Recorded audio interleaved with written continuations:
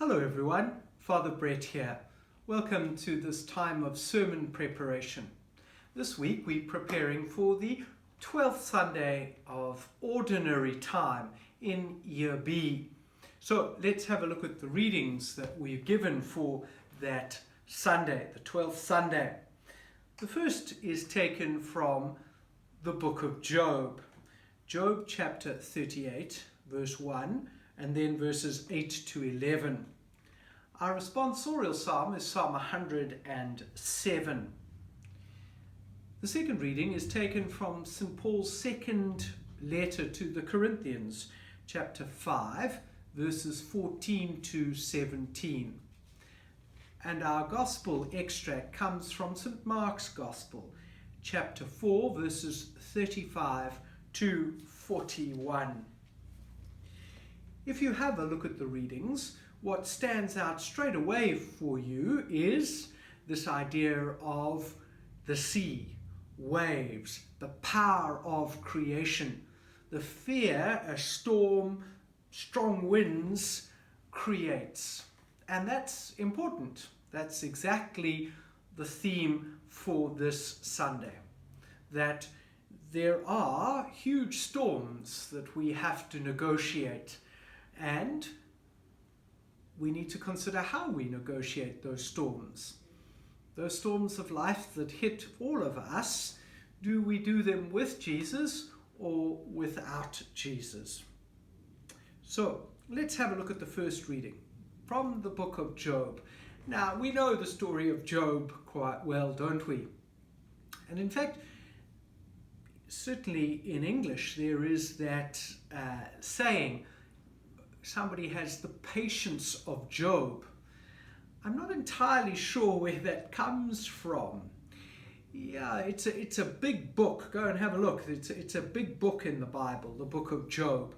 And for the first chapter and a half, 2 chapters, Job does seem to exhibit quite a great deal of patience. But then it evaporates. We sort of see at the end of the book a couple of verses recalling that early patience of Job. But other than that, Job is not really patient at all.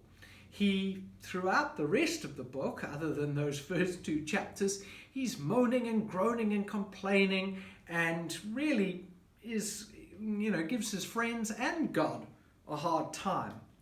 And the extract from the book of Job for this Sunday is God almost defending himself, explaining himself to this impatient, grumpy, moaning Job.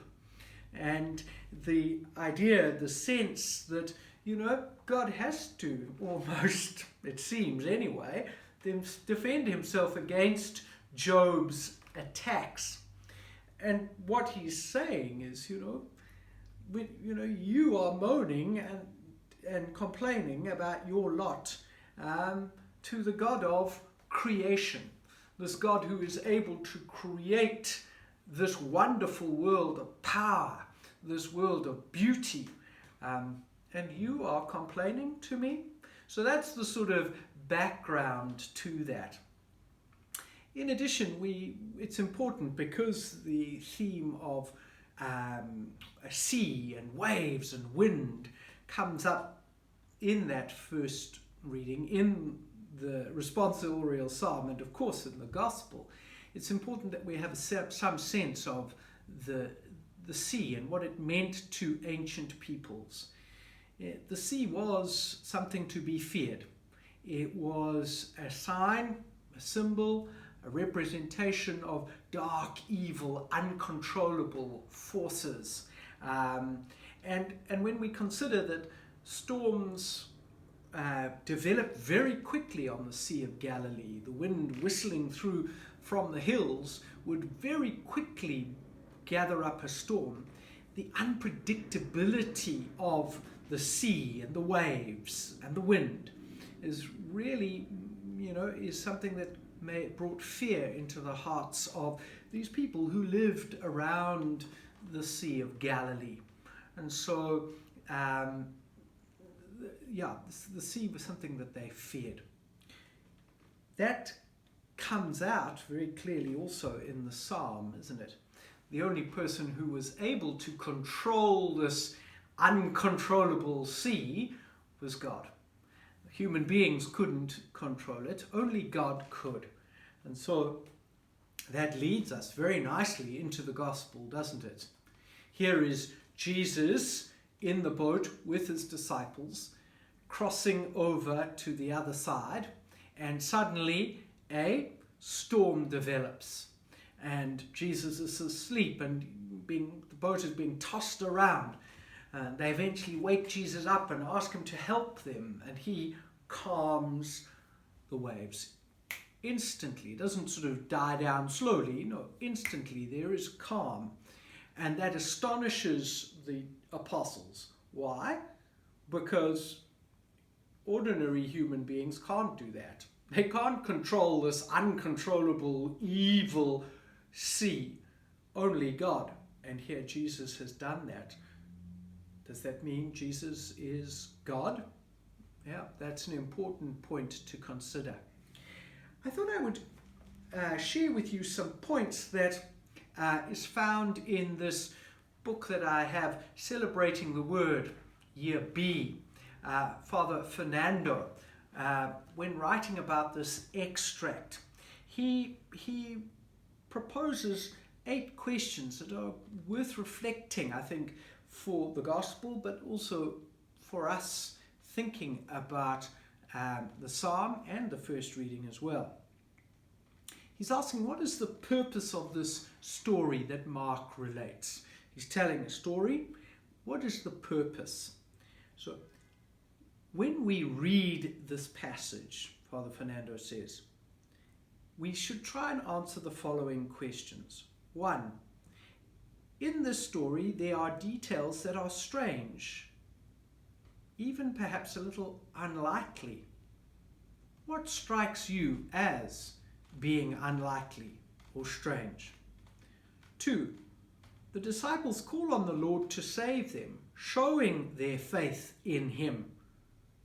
Why is it then that he reproaches them and tells them they have no faith? 3. When does the episode take place? And to what shore are they moving? Go and read the story. Those are important questions. What time of day and where are they going to? What do the waves of the sea and the darkness of the night stand for? Question 5. Was Jesus really sleeping? When you consider this storm that is swamping their boat, would you be asleep? 6. What do the boat and the crossing of the boat, what do they represent? 7. Do you see any relationship between what happened in the boat and the problems and challenges in our modern communities? 8. Why is it that the disciples, having been saved from drowning, are now overcome with awe? So there's some 8 questions. Look, see if you can answer those for yourself. Where's the boat going? What does the boat represent? Jesus sleeping? Was he sleeping, or is that symbolizing something else? Perhaps as you reflect on those questions, you will start to grapple a little bit more with the text. Because the text, there may be some facts that maybe we might question, but the text is conveying a very, very important truth that we need to grapple with in our own time. Where is Jesus now? What's happening to the church now? What's happening to our personal discipleship now? Where are we going? What resources do we have to overcome the challenges that we face? Will we be successful? So there's some thoughts that I'm grappling with, using to help me draft and put together a sermon. I think they'll help you too, those points, as you look at the text and prepare for Sunday. Then the second reading, taken from St. Paul's second letter to the Corinthians. It's important for us always to remember that the experience Paul had on the road to Damascus, his conversion experience, colours and affects everything that St. Paul says and writes thereafter. This powerful, dramatic intervention of Jesus into his life that turned him around completely. And so Paul sees God acting like that. And so for St. Paul, God in Christ is very easily the God in creation. That what God does in Christ, we see God doing in creation, the whole of creation. And so for St. Paul, how Jesus lives and dies represents and helps him to understand what God is doing in creation.